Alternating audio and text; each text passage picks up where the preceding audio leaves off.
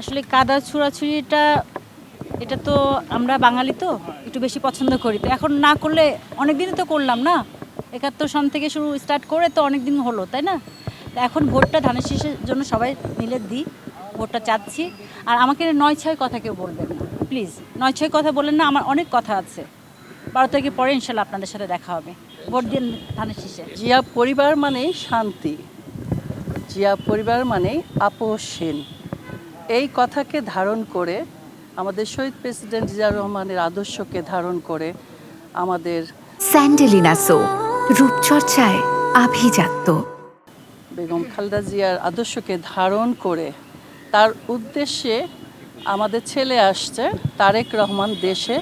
17 বছর সে নির্যাতিত ছিল বিদেশে, তার যে মনে কত কষ্ট ছিল সেটা তিনি ছাড়া, তার মা ছাড়া কেউ বলতে পারবেন না। তিনি দেশে এসেই প্রথমে মাটিতে হাত দিয়েছে, দেশের মাটি। আহা, দেখে আমাদের বুকটা জুড়িয়ে গেল, চোখে কান্না এসে গেল। এটাকেই বলে দেশপ্রেম। দেশপ্রেম না থাকলে দেশ থেকে যেতে চায়নি কেন আমাদের নেত্রী?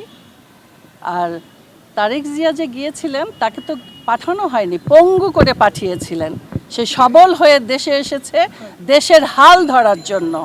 সেই হাতকে আমরা শক্তিশালী করব। তারেক জিয়া জিন্দাবাদ, বাংলাদেশ জিন্দাবাদ, জাতীয়তাবাদী জিন্দাবাদ, আগামী প্রধানমন্ত্রী তারেক জিয়া।